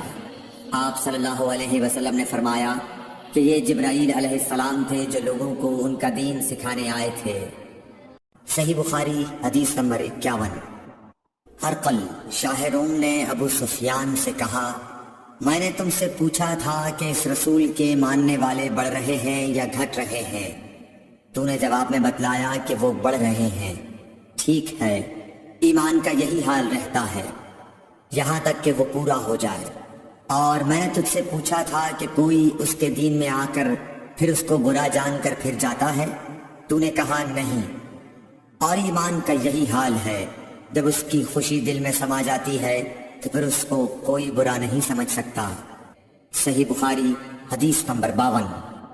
حضور اکرم صلی اللہ علیہ وسلم فرماتے تھے، حلال کھلا ہوا ہے اور حرام بھی کھلا ہوا ہے، اور ان دونوں کے درمیان بعض چیزیں شبہ کی ہیں جن کو بہت لوگ نہیں جانتے کہ حلال ہیں یا حرام۔ پھر جو کوئی شبہ کی چیزوں سے بھی بچ گیا اس نے اپنے دین اور عزت کو بچا لیا، اور جو کوئی ان شبہ کی چیزوں میں پڑ گیا اس کی مثال اس چرواہے کی ہے جو شاہی محفوظ چراگاہ کے آس پاس اپنے جانوروں کو چرائے۔ وہ قریب ہے کہ کبھی اس چراگاہ کے اندر گھس جائے اور شاہی مجرم فرار پائے۔ سن لو، ہر بادشاہ کی ایک چراگاہ ہوتی ہے، اللہ کی چراگاہ اس کی زمین پر حرام چیزیں ہیں، بس ان سے بچو۔ اور سن لو، بدن میں ایک گوشت کا ٹکڑا ہے، جب وہ درست ہوگا سارا بدن درست ہوگا، اور جہاں بگڑا سارا بدن بگڑ گیا۔ سن لو، وہ ٹکڑا آدمی کا دل ہے۔ صحیح بخاری حدیث نمبر 53۔ عبد القیس کا وفد جب حضرت صلی اللہ علیہ وسلم کے پاس آیا تو آپ نے پوچھا کہ یہ کون سی قوم کے لوگ ہیں یا یہ وفد کہاں کا ہے؟ انہوں نے کہا کہ ربیہ خاندان کے لوگ ہیں۔ آپ صلی اللہ علیہ وسلم نے فرمایا، مرحبا اس قوم کو یا اس وفد کو، نہ ذلیل ہونے والے نہ شرمندہ ہونے والے، یعنی ان کا آنا بہت خوب ہے۔ وہ کہنے لگے، اے اللہ کے رسول صلی اللہ علیہ وسلم، ہم آپ کی خدمت میں صرف ان حرمت والے مہینوں میں آ سکتے ہیں، کیونکہ ہمارے اور آپ کے درمیان مضر کے کافروں کا قبیلہ آباد ہے۔ بس آپ ہم کو ایک ایسی قطعی بات بتلا دیجئے جس کی خبر ہم اپنے پچھلے لوگوں کو بھی کر دیں جو یہاں نہیں آئے، اور اس پر عمل درآمد کر کے ہم جنت میں داخل ہو جائیں۔ اور انہوں نے آپ سے اپنے برتنوں کے بارے میں بھی پوچھا۔ آپ صلی اللہ علیہ وسلم نے ان کو 4 باتوں کا حکم اور 4 قسم کے برتنوں کو استعمال میں لانے سے منع فرمایا۔ ان کو حکم دیا کہ ایک اکیلے خدا پر ایمان لاؤ۔ پھر آپ صلی اللہ علیہ وسلم نے پوچھا کہ جانتے ہو ایک اکیلے اللہ پر ایمان لانے کا مطلب کیا ہے؟ انہوں نے کہا کہ اللہ اور اس کے رسول ہی کو معلوم ہے۔ آپ نے فرمایا کہ اس بات کی گواہی دینا کہ اللہ کے سوا کوئی معبود نہیں، اور یہ حضرت محمد صلی اللہ علیہ وسلم اس کے سچے رسول ہیں، اور نماز قائم کرنا اور زکوٰۃ ادا کرنا اور رمضان کے روزے رکھنا، اور مال غنیمت سے جو ملے اس کا 5واں حصہ مسلمانوں کے بیت المال میں داخل کرنا۔ اور 4 برتنوں کے استعمال سے آپ صلی اللہ علیہ وسلم نے ان کو منع فرمایا، سبز لاکھی مرتبان سے، اور کدو کے بنائے ہوئے برتن سے، لکڑی کے کھودے ہوئے برتن سے، اور روغنی برتن سے، اور فرمایا کہ ان باتوں کو حفظ کر لو۔ اور ان لوگوں کو بھی بتلا دینا جو تم سے پیچھے ہیں اور یہاں نہیں آئے ہیں۔ صحیح بخاری حدیث نمبر 54۔ حضرت صلی اللہ علیہ وسلم نے فرمایا، عمل نیت ہی سے صحیح ہوتے ہیں یا نیت ہی کے مطابق ان کو بدلہ ملتا ہے، اور ہر آدمی کو وہی ملے گا جو نیت کرے گا۔ پس جو کوئی اللہ اور اس کے رسول کی رضا کے لیے ہجرت کرے اور اس کی ہجرت اللہ اور اس کے رسول کی طرف ہوگی، اور جو کوئی دنیا کمانے کے لیے یا کسی عورت سے شادی کرنے کے لیے ہجرت کرے گا تو اس کی ہجرت انہی کاموں کے لیے ہوگی۔ صحیح بخاری حدیث نمبر 55۔ حضرت صلی اللہ علیہ وسلم نے فرمایا، جب آدمی ثواب کی نیت سے اپنے اہل و عیال پر خرچ کرے بس وہ بھی اس کے لیے صدقہ ہے۔ صحیح بخاری حدیث نمبر 56۔ حضرت صلی اللہ علیہ وسلم نے فرمایا، بے شک تو جو کچھ خرچ کرے اور اس سے تیری نیت اللہ کی رضا حاصل کرنی ہو تو تجھ کو اس کا ثواب ملے گا، یہاں تک کہ اس پر بھی جو تو اپنی بیوی کے منہ میں ڈالے۔ صحیح بخاری حدیث نمبر 57۔ جریر بن عبداللہ رضی اللہ تعالی عنہ نے کہا کہ حضرت صلی اللہ علیہ وسلم سے میں نے نماز قائم کرنے اور زکوٰۃ ادا کرنے اور ہر مسلمان کی خیر خواہی کرنے پر بیعت کی۔ صحیح بخاری حدیث نمبر 58۔ جس دن مغیرہ بن شعبہ حاکم کوفہ کا انتقال ہوا تو جریر بن عبداللہ رضی اللہ تعالی عنہ خطبے کے لیے کھڑے ہوئے اور اللہ کی تعریف اور خوبی بیان کی اور کہا، تم کو اکیلے اللہ کا ڈر رکھنا چاہیے، اس کا کوئی شریک نہیں، اور تحمل اور اطمینان سے رہنا چاہیے اس وقت تک کہ کوئی دوسرا حاکم تمہارے اوپر آئے، اور وہ ابھی آنے والا ہے۔ پھر فرمایا کہ اپنے مرنے والے حاکم کے لیے دعائے مغفرت کرو، کیونکہ وہ مغیرہ بھی معافی کو پسند کرتا تھا۔ پھر کہا کہ اس کے بعد تم کو معلوم ہونا چاہیے کہ میں ایک دفعہ حضرت صلی اللہ علیہ وسلم کے پاس آیا اور میں نے عرض کیا کہ میں آپ سے اسلام پر بیعت کرتا ہوں۔ آپ نے مجھ سے ہر مسلمان کی خیر خواہی کے لیے شرط کی، بس میں نے اس شرط پر آپ سے بیعت کر لی۔ بس اس مسجد کے رب کی قسم کہ میں تمہارا خیر خواہ ہوں۔ پھر استغفار کیا اور ممبر سے اتر آئے۔ صحیح بخاری حدیث نمبر 59۔ ایک بار حضرت صلی اللہ علیہ وسلم لوگوں میں بیٹھے ہوئے ان سے باتیں کر رہے تھے، اتنے میں ایک دیہاتی آپ کے پاس آیا اور پوچھنے لگا کہ قیامت کب آئے گی۔ آپ صلی اللہ علیہ وسلم اپنی گفتگو میں مصروف رہے۔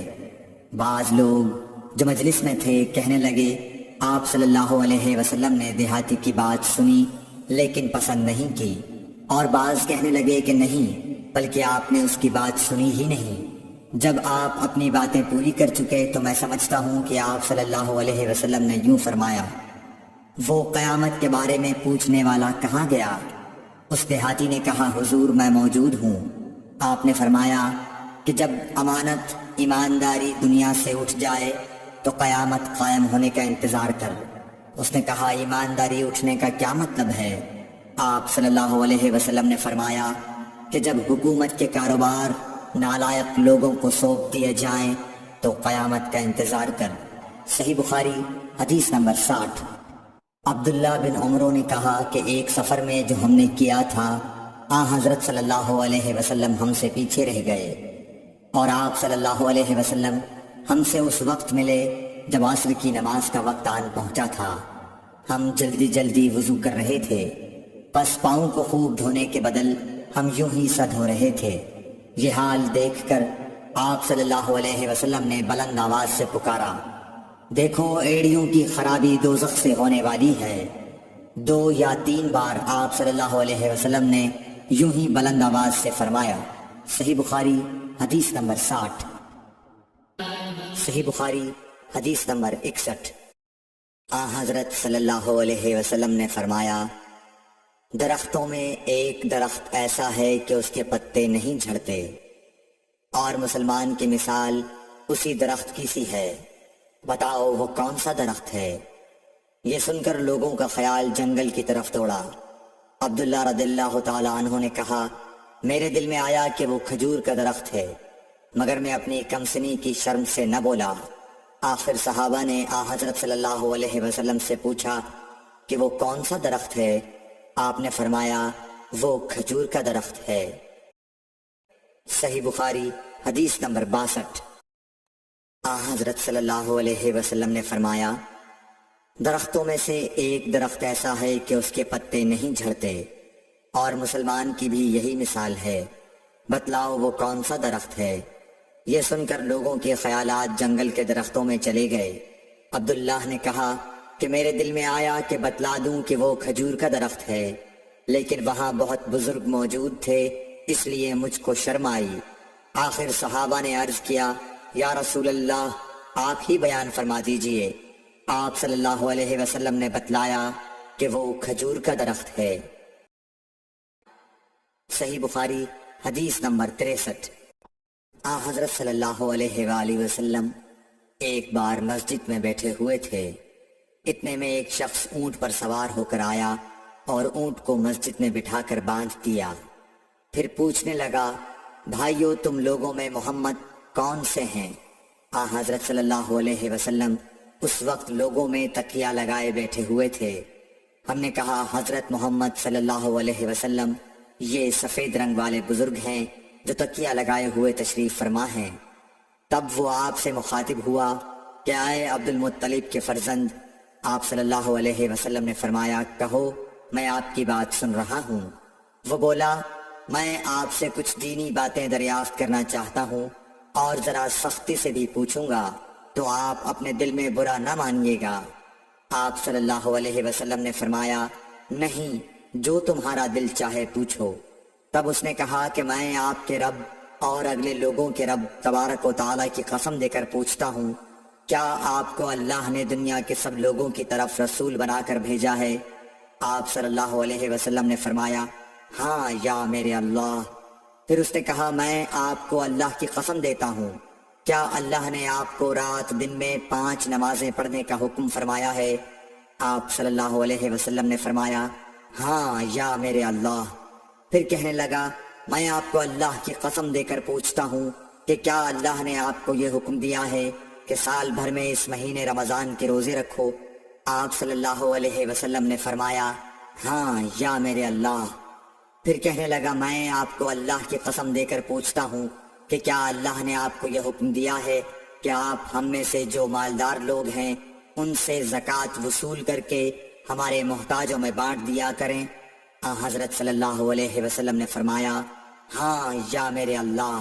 تب وہ شخص کہنے لگا جو حکم آپ اللہ کے پاس سے لائے ہیں میں ان پر ایمان لایا، اور میں اپنی قوم کے لوگوں کا جو یہاں نہیں آئے ہیں بھیجا ہوا تحقیق حال کے لیے آیا ہوں۔ صحیح بخاری حدیث نمبر 64۔ رسول اللہ صلی اللہ علیہ وسلم نے ایک شخص کو اپنا ایک خط دے کر بھیجا اور اسے یہ حکم دیا کہ اسے حاکم بحرین کے پاس لے جائے۔ بحرین کے حاکم نے وہ خط کسریٰ شاہ ایران کے پاس بھیج دیا۔ جس وقت اس نے وہ خط پڑھا تو چاک کر ڈالا۔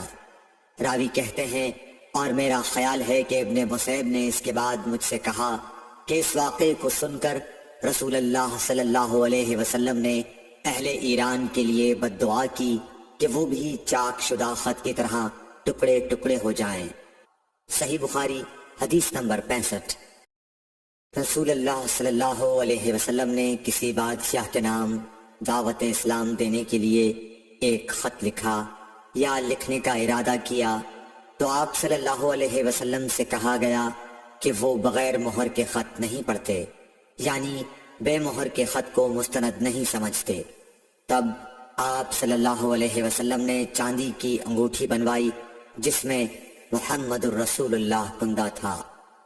صحیح بخاری حدیث نمبر 66۔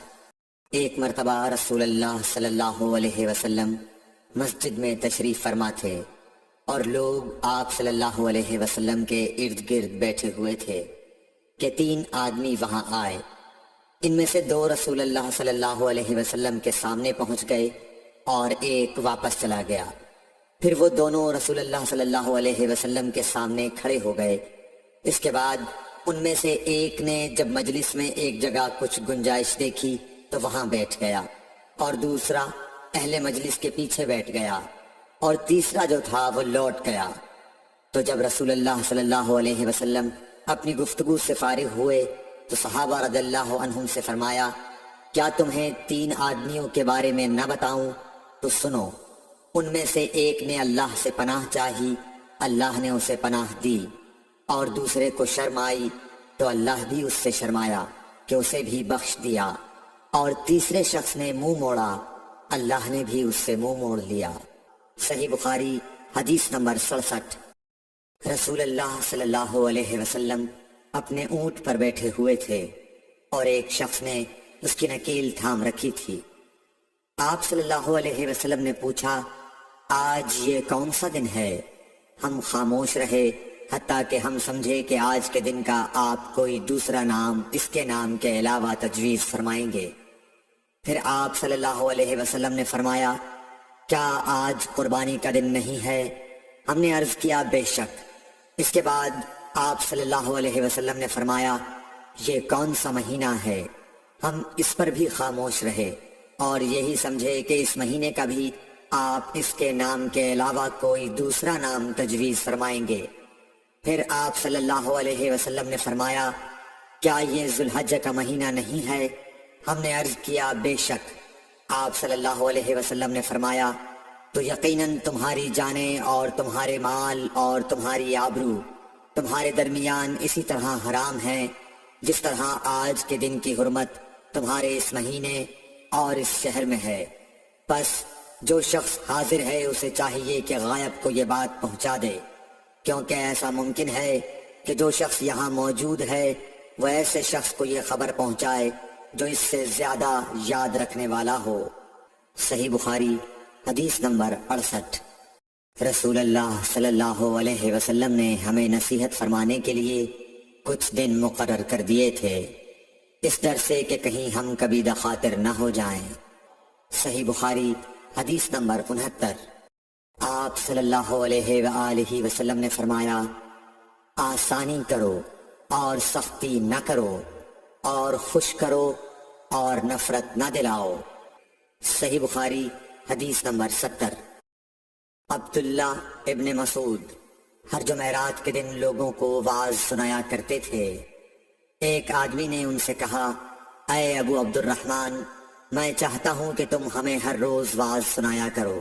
انہوں نے فرمایا، تو سن لو کہ مجھے اس امر سے کوئی چیز مانے ہے تو یہ کہ میں یہ بات پسند نہیں کرتا کہ کہیں تم تنگ نہ ہو جاؤ، اور میں وعظ میں تمہاری فرصت کا وقت تلاش کیا کرتا ہوں، جیسا کہ رسول اللہ صلی اللہ علیہ وسلم اس خیال سے کہ ہم کبھی دخاطر نہ ہو جائیں وعظ کے لیے ہمارے اوقات فرصت کا خیال رکھتے تھے۔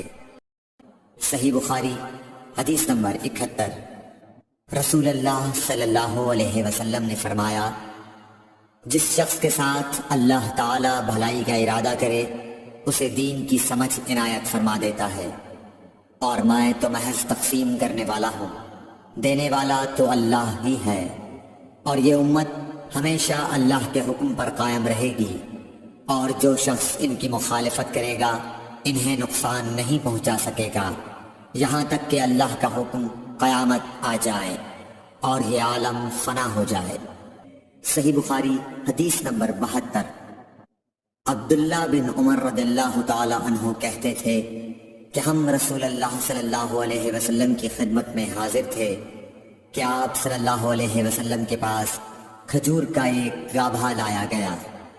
اسے دیکھ کر آپ نے فرمایا کہ درختوں میں ایک درخت ایسا ہے اس کی مثال مسلمان کی طرح ہے۔ ابن عمر کہتے ہیں کہ یہ سن کر میں نے ارادہ کیا کہ عرض کروں کہ وہ درخت کھجور کا ہے، مگر چونکہ میں سب میں چھوٹا تھا اس لیے خاموش رہا۔ پھر رسول اللہ صلی اللہ علیہ وسلم نے خود ہی فرمایا کہ وہ کھجور ہے۔ صحیح بخاری حدیث نمبر 73۔ رسول اللہ صلی اللہ علیہ وسلم کا ارشاد ہے کہ حسد صرف 2 باتوں میں جائز ہے، ایک تو اس شخص کے بارے میں جسے اللہ نے دولت دی ہو اور وہ اس دولت کو راہ حق میں خرچ کرنے پر بھی قدرت رکھتا ہو، اور ایک اس شخص کے بارے میں جسے اللہ نے حکمت کی دولت سے نوازا ہو اور وہ اس کے ذریعے سے فیصلہ کرتا ہو اور لوگوں کو اس حکمت کی تعلیم دیتا ہو۔ صحیح بخاری حدیث نمبر 74۔ رسول اللہ صلی اللہ علیہ وآلہ وسلم نے فرمایا، ایک دن حضرت موسیٰ علیہ السلام بنی اسرائیل کی ایک جماعت میں بیٹھے ہوئے تھے کہ اتنے میں ایک شخص آیا اور اس نے آپ سے پوچھا، کیا آپ جانتے ہیں کہ دنیا میں کوئی آپ سے بڑھ کر عالم موجود ہے؟ حضرت موسیٰ علیہ السلام نے فرمایا، نہیں۔ اس پر اللہ تعالیٰ نے حضرت موسیٰ علیہ السلام کے پاس وحی بھیجی کہ ہاں، ہمارا بندہ خضر ہے جس کا علم تم سے زیادہ ہے۔ حضرت موسیٰ علیہ السلام نے اللہ سے دریافت کیا کہ خضر علیہ السلام سے ملنے کی کیا صورت ہے؟ اللہ تعالیٰ نے ایک مچھلی کو ان سے ملاقات کی علامت قرار دیا اور ان سے کہہ دیا کہ جب تم اس مچھلی کو گم کر دو تو واپس لوٹ جاؤ، تب خضر سے تمہاری ملاقات ہوگی۔ تب موسیٰ علیہ السلام چلے اور دریا میں مچھلی کی علامت تلاش کرتے رہے۔ اس وقت ان کے ساتھی نے کہا، جب ہم پتھر کے پاس تھے کیا آپ نے دیکھا تھا؟ میں اس وقت مچھلی کا کہنا بھول گیا اور شیطان ہی نے مجھے اس کا ذکر بھلا دیا۔ موسیٰ علیہ السلام نے کہا، اسی مقام کی ہمیں تلاش تھی۔ تب وہ اپنے نشانات قدم پر پچھلے پاؤں باتیں کرتے ہوئے لوٹے۔ وہاں انہوں نے خضر علیہ السلام کو پایا۔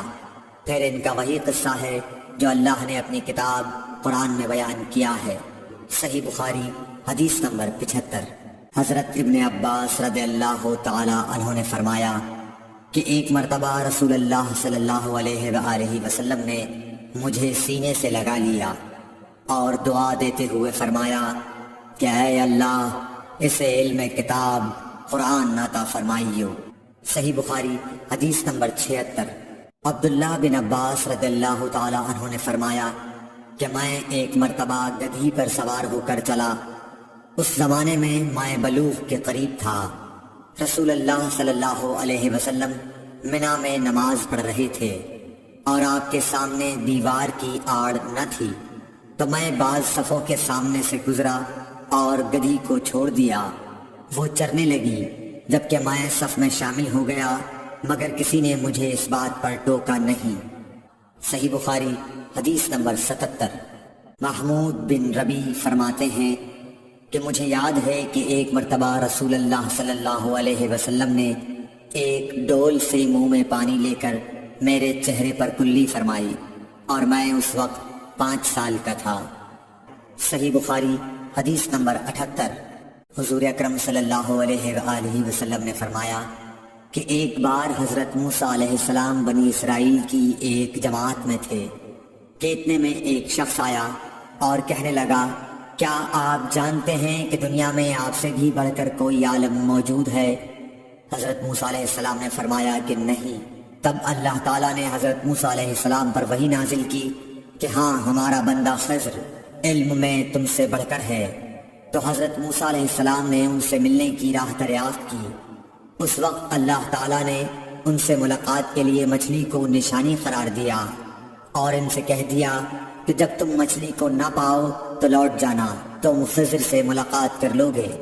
حضرت موسیٰ علیہ السلام دریا میں مچھلی کے نشان کا انتظار کرتے رہے۔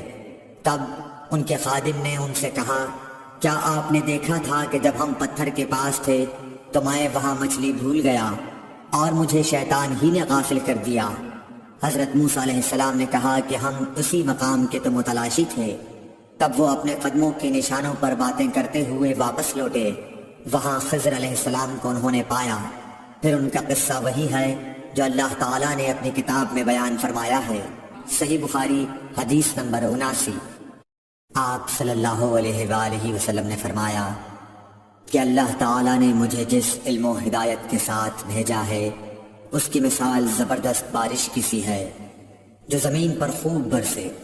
بعض زمین جو صاف ہوتی ہے وہ پانی کو پی لیتی ہے اور بہت بہت سبزہ اور گھاس اگاتی ہے، اور بعض زمین جو سخت ہوتی ہے وہ پانی کو روک لیتی ہے۔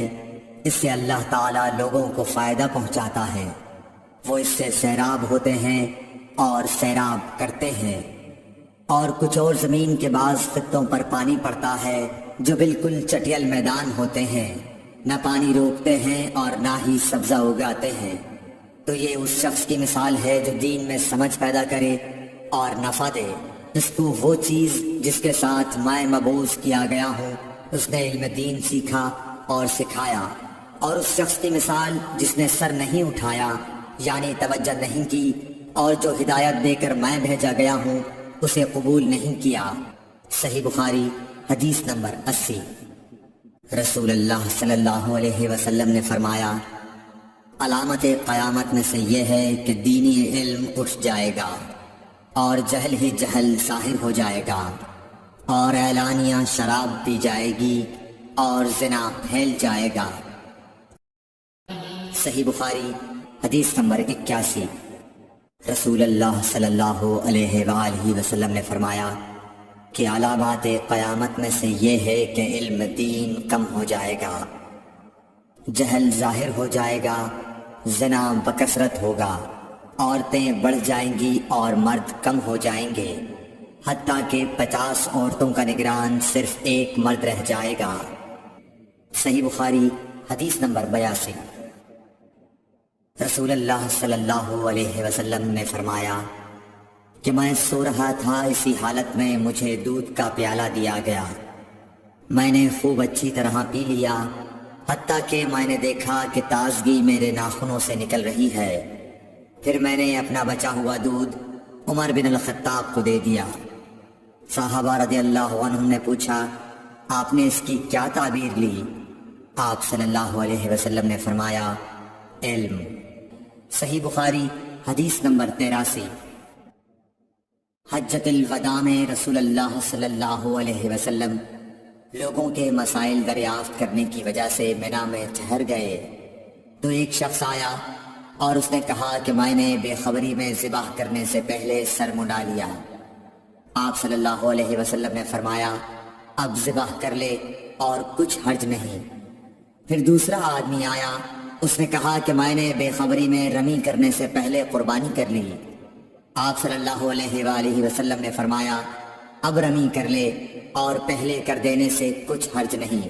ابن عمرو کہتے ہیں، اس دن آپ صلی اللہ علیہ وسلم سے جس چیز کا بھی سوال ہوا جو کسی نے آگے اور پیچھے کر لی تھی، تو آپ صلی اللہ علیہ وسلم نے یہی فرمایا کہ اب کر لے اور کچھ حرج نہیں۔ صحیح بخاری حدیث نمبر 84۔ نبی صلی اللہ علیہ وسلم سے آپ کے آخری حج میں کسی نے پوچھا کہ میں نے رمی کرنے یعنی کنکر پھینکنے سے پہلے ذبح کر لیا۔ آپ صلی اللہ علیہ وسلم نے ہاتھ سے اشارہ کیا اور فرمایا، کچھ حرج نہیں۔ کسی نے کہا کہ میں نے ذبح سے پہلے حلق کر لیا۔ آپ صلی اللہ علیہ وسلم نے سر سے اشارہ فرما دیا کہ کچھ حرج نہیں۔ صحیح بخاری حدیث نمبر 85۔ آپ صلی اللہ علیہ وسلم نے فرمایا کہ ایک وقت ایسا آئے گا کہ جب علم اٹھا لیا جائے گا، جہالت اور فتنے پھیل جائیں گے اور حرج بڑھ جائے گا۔ آپ سے پوچھا گیا کہ یا رسول اللہ، حرج سے کیا مراد ہے؟ آپ صلی اللہ علیہ وسلم نے اپنے ہاتھ کو حرکت دے کر فرمایا، اس طرح گویا آپ صلی اللہ علیہ وسلم نے اس سے قتل مراد لیا۔ صحیح بخاری حدیث نمبر 86۔ ہم سے موسیٰ بن اسماعیل نے بیان کیا، ان سے وہیب نے، ان سے حشام نے فاطمہ کے واسطے سے نقل کیا۔ وہ اسما سے روایت کرتی ہیں کہ میں عائشہ رضی اللہ تعالی عنہا کے پاس آئی، وہ نماز پڑھ رہی تھیں۔ میں نے کہا، لوگوں کا کیا حال ہے؟ تو انہوں نے آسمان کی طرف اشارہ کیا، یعنی سورج کو گرہن لگا ہے۔ اتنے میں لوگ نماز کے لیے کھڑے ہو گئے۔ حضرت عائشہ رضی اللہ تعالی عنہا نے کہا، اللہ پاک ہے۔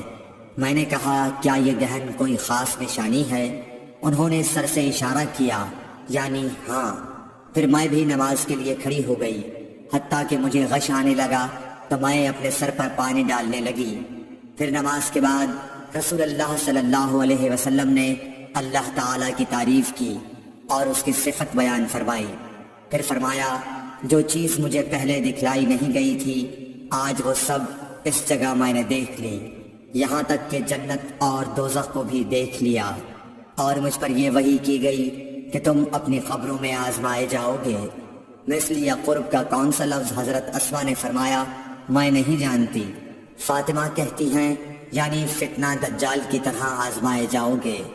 کہا جائے گا قبر کے اندر کہ تم اس آدمی کے بارے میں کیا جانتے ہو؟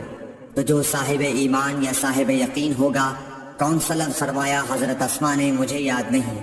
وہ کہے گا وہ محمد اللہ کے رسول صلی اللہ علیہ وسلم ہیں، جو ہمارے پاس اللہ کی ہدایت اور دلیلیں لے کر آئے تو ہم نے ان کو قبول کر لیا اور ان کی پیروی کی۔ وہ محمد صلی اللہ علیہ وسلم ہیں۔ 3 بار اسی طرح کہے گا، پھر اس سے کہہ دیا جائے گا کہ آرام سے سو جا، بے شک ہم نے جان لیا کہ تو محمد صلی اللہ علیہ وسلم پر یقین رکھتا تھا۔ اور بہرحال منافق یا شکی آدمی، میں نہیں جانتی کہ ان میں سے کون سا لفظ حضرت اسما نے استعمال کیا۔ تو وہ منافق یا شکی آدمی کہے گا کہ جو لوگوں کو میں نے کہتے سنا، میں نے بھی وہی کہہ دیا، باقی میں کچھ نہیں جانتا۔ صحیح بخاری حدیث نمبر 87۔ قبیلہ عبد القیس کا وفد رسول اللہ صلی اللہ علیہ وسلم کی خدمت میں آیا۔ آپ صلی اللہ علیہ وسلم نے دریافت کیا کہ کون سا وفد آیا ہے یا یہ کون لوگ ہیں؟ انہوں نے کہا ربیعہ خاندان کے لوگ ہیں۔ آپ صلی اللہ علیہ وسلم نے فرمایا کہ مبارک ہو قوم کو آنا، یا مبارک ہو اس وفد کو جو کبھی نہ رسوا ہو نہ شرمندہ ہو۔ اس کے بعد انہوں نے عرض کیا کہ ہم ایک دور دراز کونے سے آپ کے پاس آئے ہیں، اور ہمارے اور آپ کے درمیان کفار مضر کا قبیلہ پڑتا ہے۔ اس کے خوف کی وجہ سے ہم حرمت والے مہینوں کے علاوہ اور ایام میں نہیں آ سکتے، اس لیے ہمیں کوئی ایسی قطعی بات بتلا دیجئے کہ جس کی ہم اپنے پیچھے رہ جانے والے لوگوں کو خبر دے دیں اور اس کی وجہ سے ہم جنت میں داخل ہو سکیں۔ تو آپ صلی اللہ علیہ وسلم نے انہیں 4 باتوں کا حکم دیا اور 4 سے روک دیا۔ اول انہیں حکم دیا کہ ایک اللہ پر ایمان لائیں، پھر فرمایا کہ کیا تم جانتے ہو کہ ایک اللہ پر ایمان لانے کا کیا مطلب ہے؟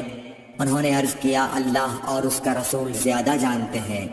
آپ صلی اللہ علیہ وسلم نے فرمایا ایک اللہ پر ایمان لانے کا مطلب یہ ہے کہ اس بات کا اقرار کرنا کہ اللہ کے سوا کوئی معبود نہیں، اور یہ کہ محمد صلی اللہ علیہ وسلم اللہ کے سچے رسول ہیں، اور نماز قائم کرنا، زکوٰۃ ادا کرنا اور ماہ رمضان کے روزے رکھنا، اور یہ کہ تم مال غنیمت سے 5واں حصہ ادا کرو، اور 4 چیزوں سے منع فرمایا، دبا، حنتم، مزفت کے استعمال سے۔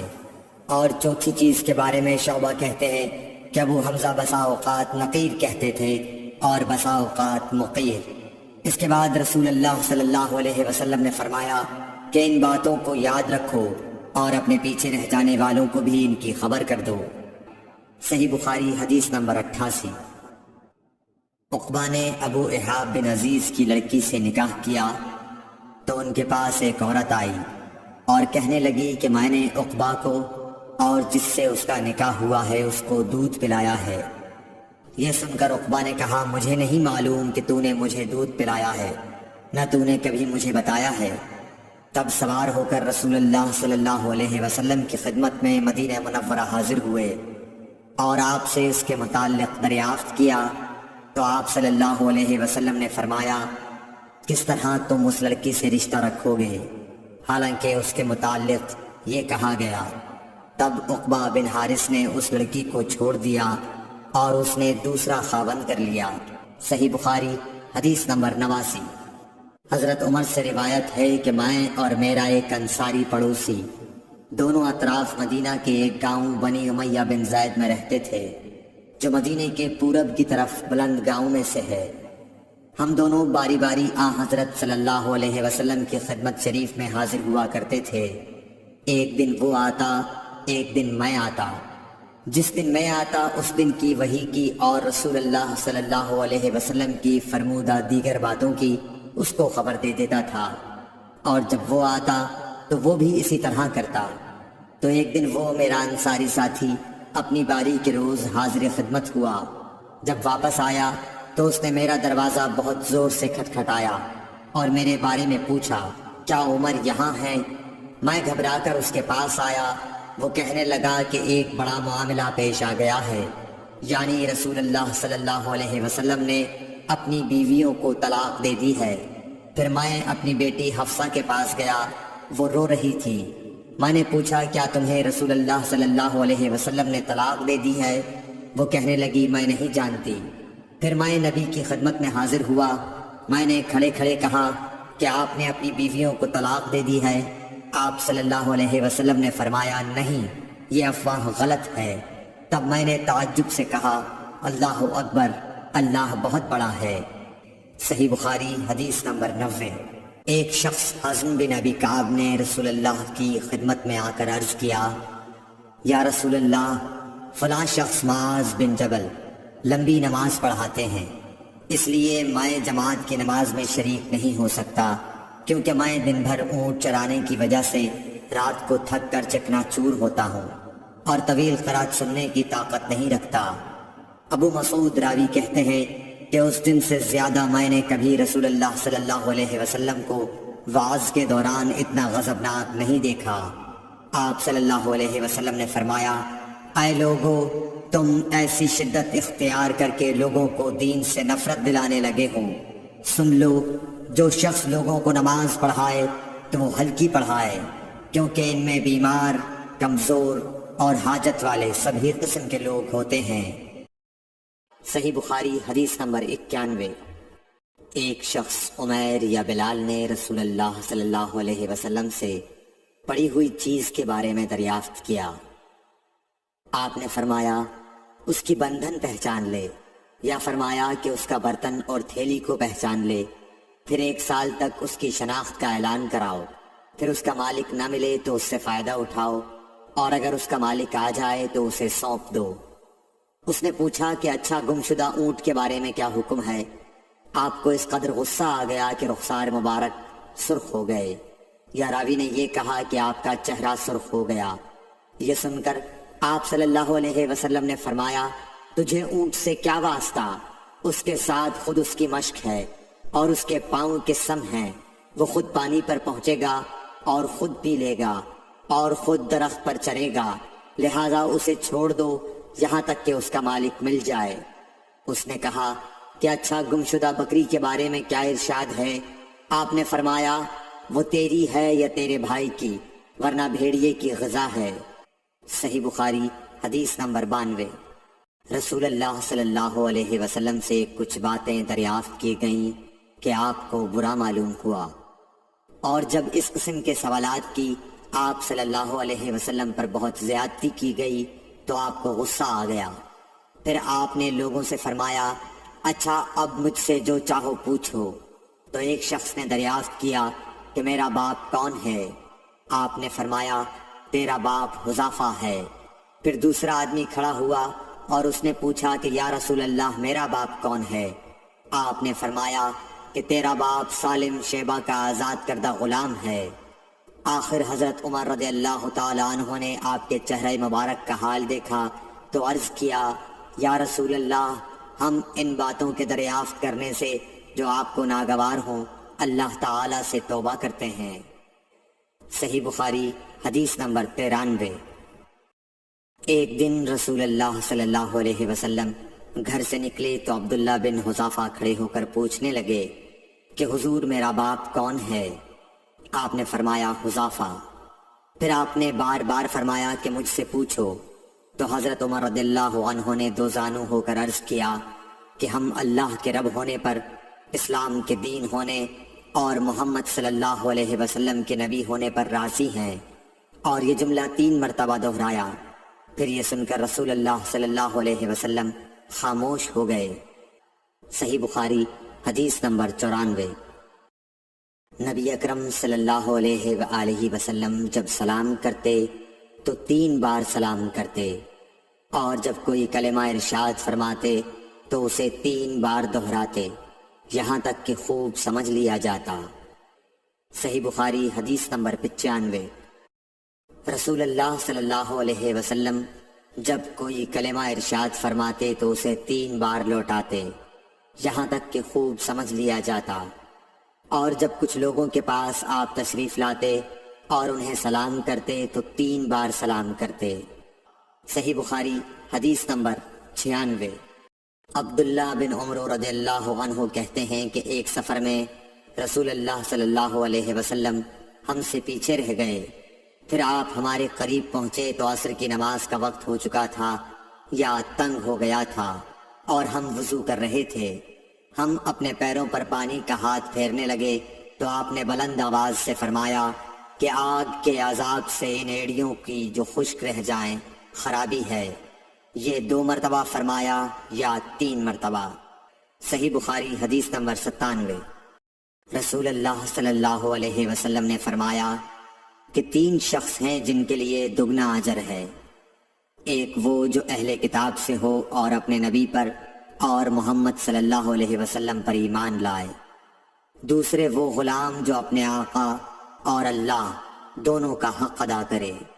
اور تیسرے وہ آدمی جس کے پاس کوئی لونڈی ہو جس سے شباشی کرتا ہے اور اس کو تربیت دے تو اچھی تربیت دے، تعلیم دے تو عمدہ دے، پھر اسے آزاد کر کے اس سے نکاح کر لے تو اس کے لیے دگنا اجر ہے۔ صحیح بخاری حدیث نمبر 98۔ نبی صلی اللہ علیہ وسلم ایک مرتبہ عید کے موقع پر مردوں کی صفوں میں سے نکلے اور آپ کے ساتھ بلال رضی اللہ تعالیٰ عنہ تھے۔ آپ کو خیال ہوا عورتوں کو خطبہ اچھی طرح نہیں سنائی دیا تو آپ نے انہیں علیحدہ نصیحت فرمائی اور صدقے کا حکم دیا۔ یہ بات سن کر کوئی عورت بالی اور کوئی عورت انگوٹھی ڈالنے لگی اور بلال رضی اللہ تعالیٰ عنہ اپنے کپڑے کے دامن میں یہ چیزیں لینے لگے۔ صحیح بخاری حدیث نمبر 99۔ حضرت ابو ہریرہ رضی اللہ تعالیٰ عنہ نے عرض کیا، یا رسول اللہ، قیامت کے دن آپ کی شفاعت سے سب سے زیادہ سعادت کسے ملے گی؟ تو رسول اللہ صلی اللہ علیہ وسلم نے فرمایا، اے ابو ہریرہ، مجھے یقین تھا کہ تم سے پہلے کوئی اس کے بارے میں مجھ سے دریافت نہیں کرے گا، کیونکہ میں نے حدیث کے متعلق تمہاری حرص دیکھ لی تھی۔ سنو، قیامت کے دن سب سے زیادہ فیضیاب میری شفاعت سے وہ شخص ہوگا جو سچے دل سے یا سچے جی سے لا الہ الا اللہ کہے گا۔ صحیح بخاری حدیث نمبر 100۔ رسول اللہ صلی اللہ علیہ وآلہ وسلم نے فرمایا کہ اللہ علم کو اس طرح نہیں اٹھا لے گا کہ اس کو بندوں سے چھین لے، بلکہ وہ پختہ کار علماء کو موت دے کر علم اٹھائے گا، حتیٰ کہ جب کوئی عالم باقی نہیں رہے گا تو لوگ جاہلوں کو سردار بنا لیں گے، ان سے سوالات کیے جائیں گے اور وہ بغیر علم کے جواب دیں گے، اس لیے خود بھی گمراہ ہوں گے اور لوگوں کو بھی گمراہ کریں گے۔ Thanks for watching. Don't forget to like, comment, share and subscribe to